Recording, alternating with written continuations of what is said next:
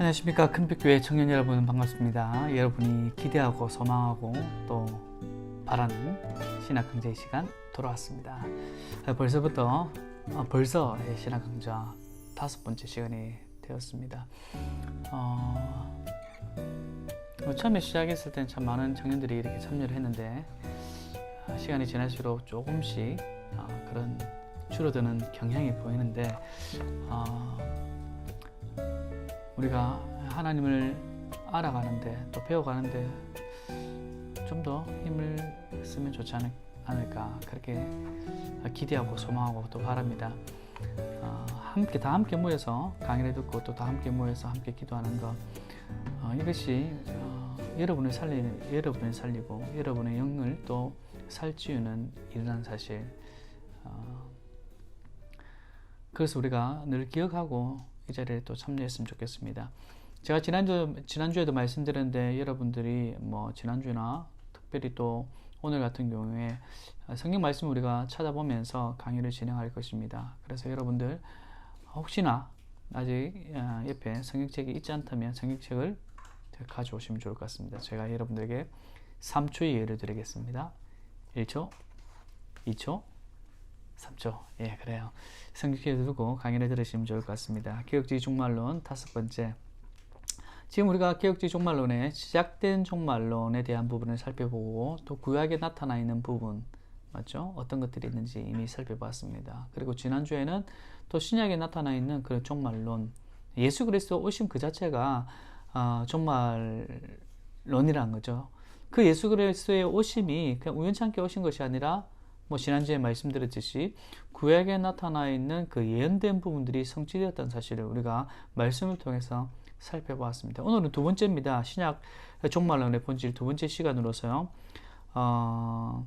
한번 살펴볼 텐데요. 우리가 지난주에 베들레헴 출생이라든지 애굽의 피난, 백성들의 배척을 받으심, 예루살렘 입성, 그리고 은 30냥에 팔리시고 십자가에 찔리시고 또 군인들이 예수님의 옷을 제비 뽑는 일이란지 뼈를 긁지 않으신 부자의 묘지에 장사되시고 또 부활하심, 성천하심, 이 모든 것들이 구약의 예언의 성취에 대한 부분을 말씀드렸습니다. 그리고 또 결정적인 것은 그리스도의 그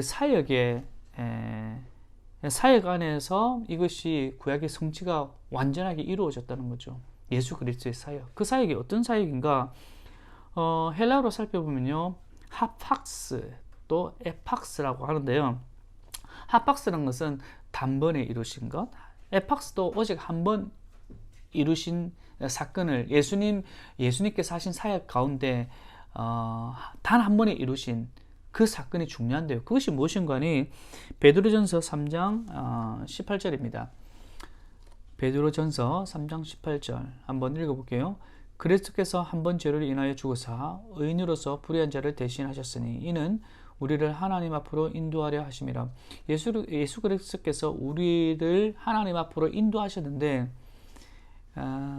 그 사건, 그 예수 그리스도의 십자가의 죽으심이 오늘도 베드로전서 3장 18절에 그리스도께서 한 번 죄를 인하여 죽으사, 죄를 인하여서 죽으신 이 사건은 단 한 번입니다. 계속해서 반복해서 일어나는 것이 아니라 예수 그리스도의 십자가의 단 한 번의 사건으로 이 일이 성취되어졌다라는 사실입니다. 그리스도의 사역, 이 죽으심의 사역, 단 한 번의 사역, 이것이 종말의 완전한 성취에 대한 부분을 설명해 가고 있다는 겁니다. 히브리서 9장 11절에서 12절 말씀 보면요, 그리스도께서 장래 좋은 일의 대제사장으로 오사 손으로 짓지 아니한 곧 이 창조에 속하지 아니한 더 크고 온전한 장막으로 말미암아 염소와 송아지의 피로 아니하고 오직 자기 피로 영원한 속죄를 이루사 단번에 성소에 들어가셨느니라. 이 단번에 마찬가지로 헤팍스, 좀 전에 봤던 하팍스 동일합니다. 단번에 여러 번 이루어진 것이 아니라 예수 그리스도의 단번의 사역으로 이 모든 일이 이루어졌다. 그리스도의 사역이다. 말씀하고 있는 부분이죠. 그리고 히브리서 10장 10절입니다. 예수 그리스도의 몸을 단번에 들음으로 말미암아 우리가 거룩을 얻었노라. 그리고 히브리서 10장 12절 오직 그리스도는 죄를 위하여 한 영원한 제사를 드리, 헤팍스를 쓰고 있죠. 한 영원한 제사를 드리시고 하나님 우편 앉으사 그 위에 자기 원수들로 자기 발등상 되게 하실 때까지 기다리시는.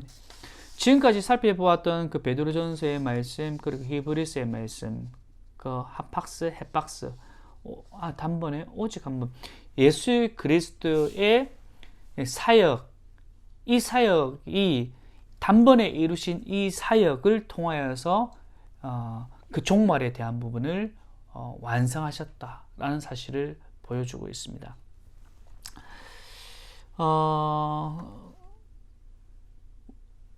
그 완성했다는 그런 의미가 끝난 것이 아니라는 사실입니다. 이 말은 다른 누군가에 의해서 할 수 없다는 그런 의미라는 사실을 여러분들이 좀 기억했으면 좋겠습니다. 그리고 우리가 구약에서 살펴보았듯이 구약에 나타나 있는 종말론적 그런 개념 가운데 하나님 나라 또한 하나님 왕국이 있다라고 제가 말씀해 드렸습니다. 이것이 신약 성경에 어떻게 성취되는가? 구약에 나타나 있는 그 하나님 나라, 하나님의 왕국이 이 개념이 신약 성경에도 어떻게 이루어졌는가 한번 보면요. 세례 요한과 예수님께서 동일하게 이 땅에 오셔서 통일하게 한 말씀입니다. 그것이 뭐죠? 회개하라. 뭐죠? 하나님 나라가 가까이 왔다라고 선포하셨습니다. 여러분 다 기억하시죠? 그리고 예수님이 바리새인들에게 이제 말씀하시기를 하나님의 영으로 자기가 악마와 귀신들을 내어 쫓는 일이 하나님의 왕국, 하나님 나라, 그 하나님의 왕국이 그들 위에 임하였다라고 증거를 하죠. 예수님께서 그 마귀들을 내어 쫓을 때, 맞죠? 그런 일이 일어날 때 그것이 바로 하나님 나라가 이루어졌다라고 예수님께서 말씀을 하시죠. 이것이 바로 그리스도의 한 그 인격체 안에서 약속된 왕국이었고 이 왕국은 장차 미래에 최종적으로 완성될 것을 기대하고 있다는 거죠. 구약에 나타내는 그 하나님 나라의 그런 이루어져가는 그 완성이 바로 예수 그리스도께서 이 땅에 오셔서 마귀를 내쫓으시고 그런 현상이 일어나는 것이 바로 하나님 나라가 이루어지고 있다는 사실을 보여주는 것임을 여러분들이 이해하시면 될 것 같습니다. 그걸 통해서 그 하나님 나라가 이루어지고 또 앞으로 완성될 것이다 라는 것을 우리가 소망을 하게 된다는 거죠. 또 중요한 개념은요, 바로 말세에 대한 부분입니다. 종말, 이 말세. 그 말세가 언제인가? 베드로 사도는 그 오순절에 행한 설교를 통해 요엘 선지자가 예언한 부분들을 얘기를 하고 있는데요. 사도행전 2장 15절에서 17절 말씀 볼까요? 한번 같이 읽겠습니다. 시작. 때가 제3시니 너희 생각과 같이 이 사람들이 취한 것이 아니라 이는 곧 선지자 요엘을 통하여 말씀하신 것이니 이르시되 하나님이 말씀하시기를 말세에 내가 내 영을 모든 육체에 부어주리니 너희 자녀들은 예언할 것이요 너희 젊은이들은 환상을 보고 너희 늙은이들은 꿈을 꾸리라. 여기 중간에 말세, 헬라어로 아하레인, 헨 이렇게 얘기하죠. 이 말은 뭐뭐 후에, 언제죠? 바로 오순절 후에. 바로 이 오순절 후에 이 말은 바로 마지막 날. 오순절 이후 우리가 살아가는 날이 바로 마지막 날에 속해져 있다는 거죠. 오순절 이후. 지금도 우리가 오순절 이후에 살아가고 있지 않습니까? 이 말은 무엇인가 하니 지금 또한 우리는 말세 가운데 우리가 살아가고 있다는 겁니다. 그리고 사도 바울도 이런 말세에 대한 사상이 있는데요. 그 말세가 어떤 특정한 그 시점이 말세가 되는 것이 아니라 이미 우리는 말세 시대에 우리는 살아가고 있음을 얘기를 합니다. 이 개념을 우리들이 늘 가져야 됩니다. 잘 생각해야 돼요. 어떤 다른 데에서는요, 말세 징조가 있다. 말세를 준비해야 된다. 이렇게 말을 많이 해요. 그건 성경과 다른 입장입니다. 이미 성경에서는요, 말세에 우리가 살아가고 있음을 얘기를 하고 있어요. 이미 성경에서 그렇게 좀 전에 우리가 읽었듯이 오순절 이유가 바로 말세 이유라는 거죠. 말세 가운데 우리가 살아가고 있다는 거죠. 자, 갈라디아서 4장 4절 말씀도 마찬가지입니다. 때가 참에 하나님이 그 아들을 보내사 여자에게서 나게 하시고 율법 아래 나게 하신 것은, 여기 때가 참에 밑에 영어 보이죠? The fullness of the time, or when the time had fully come. 이 헬라어로는 밑에 여러분 보이죠?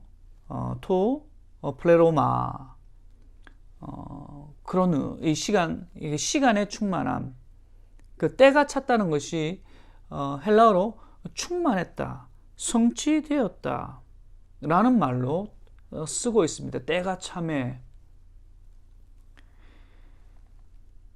성취 완성되었다. 뭐가? 그리스도께서 시간이 참에 나타나셨다.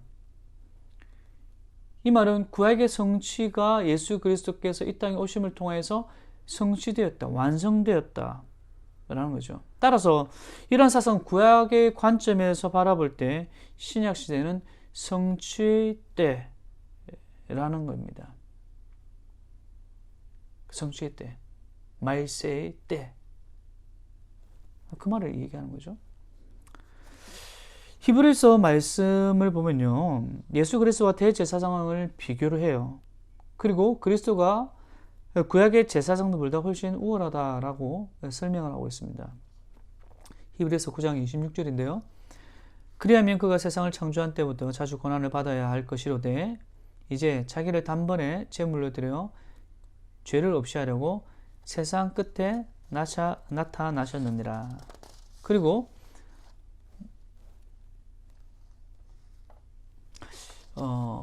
요한 1서를 살펴보기 전에 매년 대제사장들은 제물의 피를 가지고 지성소에 들어갔지만 예수께서는 자신을 드림으로 세상 끝에 나타나셨다. 세상 끝에 나타나셨다. 뭐죠? 종말의 성취를 보여주고 있는 부분이죠. 그리고 요한에서 2장 18절 말씀에 보면 아이들아 지금 마지막 때라. 적 그리스도가 오리라는 말을 너희가 들은 것 같이 지금도 많은 그리스도가 일어났으니 그러므로 우리가 마지막 때인 줄 알리라. 요한 서신은 일반적으로 신약 성경 가운데 가장 늦게 쓰여진 문서예요. 이 서신에도 신약 시대가 종말론적 성취의 시대로 말씀하고 있다는 겁니다. 좀 정리를 하자면요, 이 신약 시대 신자들이 세상 끝에 말세 그리고 마지막 때에 살고 있었다는 그런 인식들을 분명히 하고 있었다는 사실을 우리가 성경을 통해서 알 수가 있습니다. 어떤 특정한 때가 아니라 이미 예수 그리스도께서 이 땅에 오심을 통하여서 이때가 바로 말세의 때가 시작되었다 라는 사실을 이미 신약 성도들은 알고 있었고, 그렇다면 우리 또한 마찬가지로 뭡니까? 예수 그리스도께서 다시 오실 그날까지 예수 그리스도께서 이 땅에 오심과 예수 그리스도께서 다시 오실 그날 그 사이 뭡니까? 바로 마지막 때 우리 또한 살아가고 있다는 겁니다.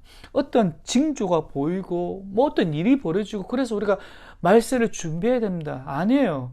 성경은 이미 말세가 시작됐다. 우리가 말세 가운데 우리가 살아가고 있다라는 이 개념을 우리가 아는 것과 알지 못하는 것은 천지 차이입니다. 이것을 제대로 우리가 알지 못할 때 여러 가지 이단들이 말하는 부분들 맞죠? 우리나라에 많은 일들이 벌어졌지 않습니까? 이 말세 때문에. 말세가 언제 옵니까? 언제 때입니까? 아니에요. 우리는 말세 가운데 지금 살아가고 있습니다. 그래서 순간순간 주님 다시 오시면 우리가 늘 기대하면서 믿음으로 살아가는 거죠. 우리가 구약 성경에 예언되었던 그런 위대한 그 종말론적 사건이 그리스도의 오심과 그 하나님 나라, 하나님 왕국이 그 세워짐을 통해서 이루어졌고 이루어졌다는 사실을 우리가 인지하는 거 중요하다는 사실입니다. 이것이 바로 실현된 종말론인 거죠. 다시 말해서 우리가 지금 하고 있는 시작된 종말론.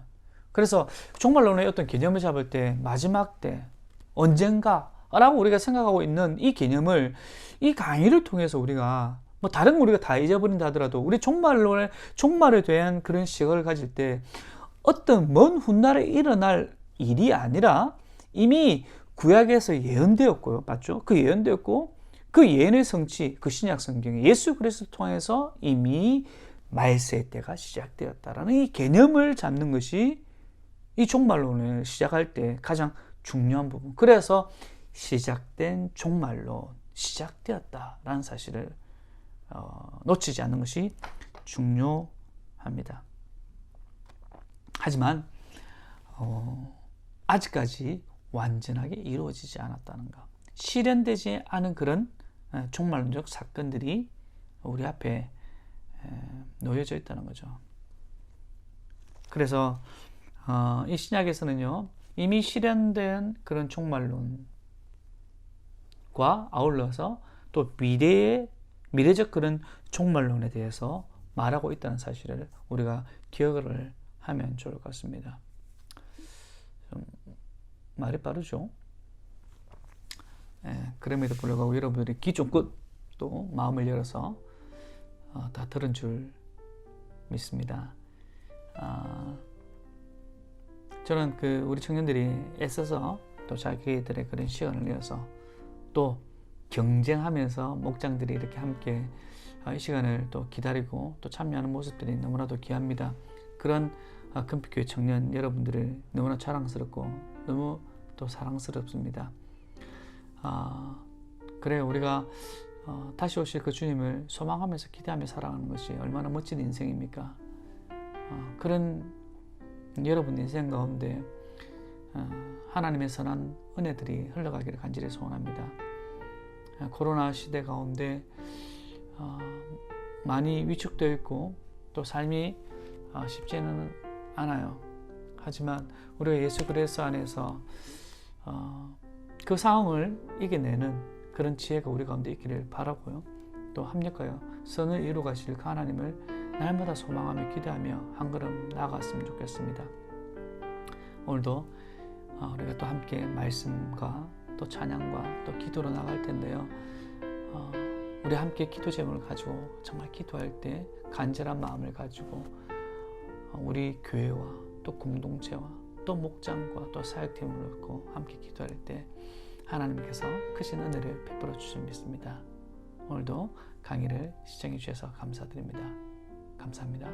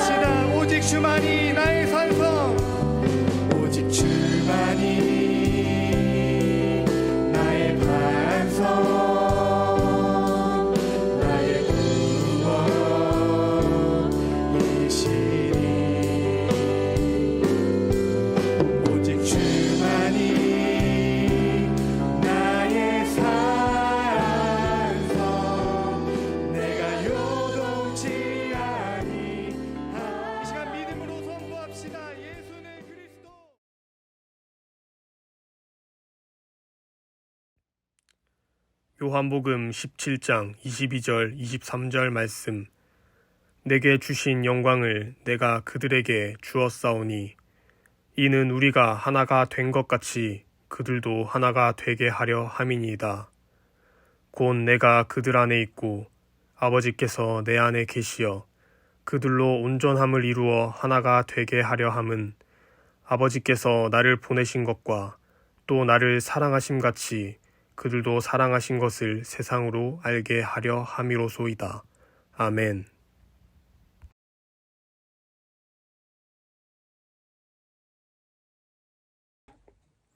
큰빛 청년 여러분 반갑습니다. 박원상 목자입니다.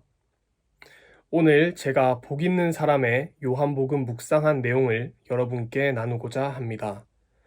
바로 요한복음 17장의 말씀인데요. 17장에 예수님께서 십자가 지시기 전 하나님께 드리는 기도를 말씀하고 있습니다. 오늘 본문의 말씀인 22절은 예수님이 하나님께 교회를 위한 기도를 드리는 것인데 다시 한번 같이 읽어보겠습니다. 내게 주신 영광을 내가 그들에게 주었사오니 이는 우리가 하나가 된 것 같이 그들도 하나가 되게 하려 함이니이다. 아멘. 교회를 위한 예수님의 기도는 우리가 하나가 되게 하는 기도, 즉 아버지께서 예수님을 사랑하신 것 같이 교회에 있는 모든 사람을 사랑하신다는 것을 우리가 알기를 원하신다는 것입니다. 교회를 포함한 세상에는 많고 많은 다양한 사람들이 어울려 살아갑니다.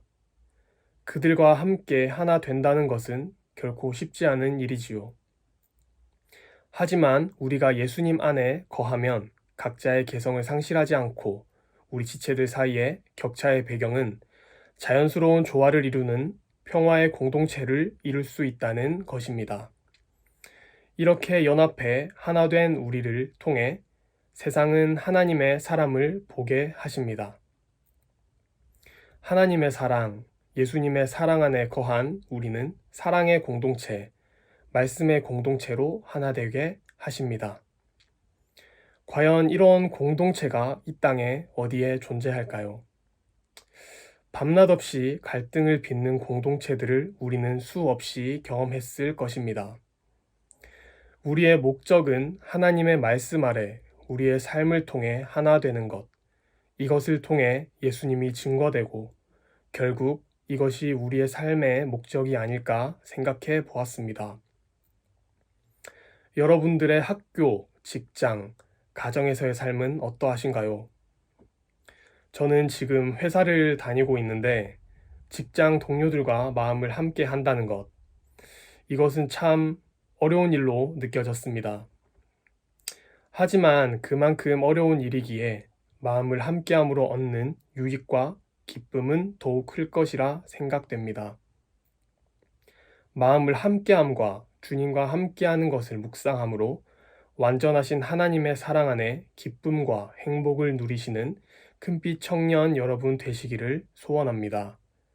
또한 우리의 공동체인 큰빛교회, 그 안에 큰빛 청년부, 또 그 안에 복장 모임 가운데 주님이 기뻐하시는 아름다운 공동체를 만들어 가는데 힘쓰는 우리가 되기를 소원하며 이 시간 함께 기도하며 나아가길 원합니다. 다 함께 기도하시며 나아가겠습니다.